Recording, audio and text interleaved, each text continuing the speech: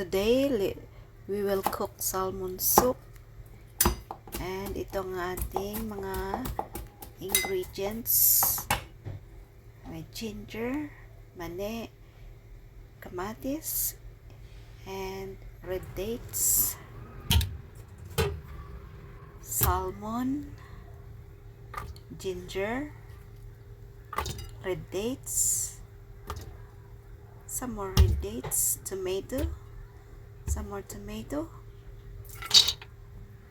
peanut, water.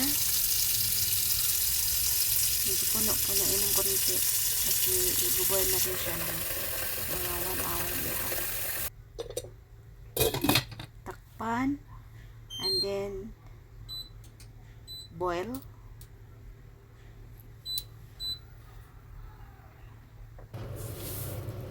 So habang nagpapakulo tayo, balatan na rin natin itong ating papaya kasi para din ito sa ating soup, papaya soup with salmon.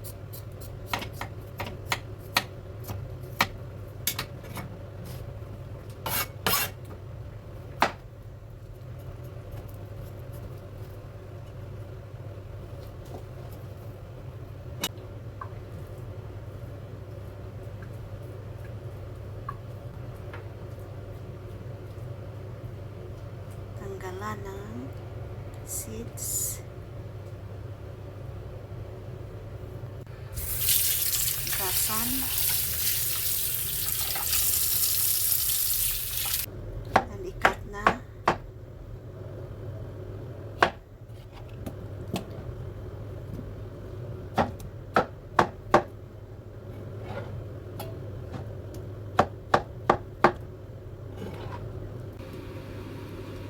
Try natin kung matamis ang ating papaya. Sakto lang.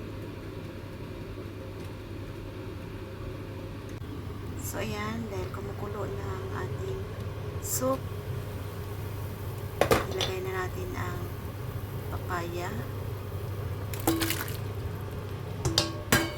And then boil another half hour. I-slice na rin natin ang ating tofu.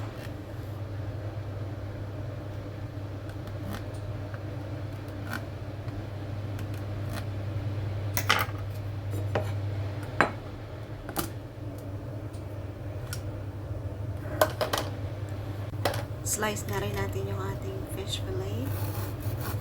Pampalasa sa ating soup.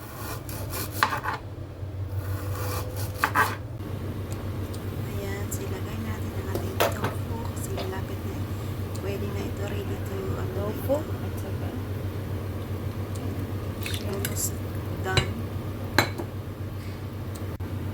Maglagay din tayo ng, lagyan na rin natin ng asin para may lasa. tapos pakuluan pa natin ng mga 10 minutes. Basta pakuluin na lang muna hanggang sa magiging okay na. Yan.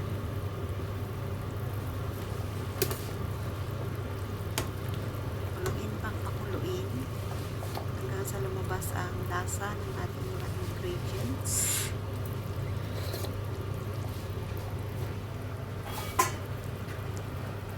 And ready to eat na. Thank you so much.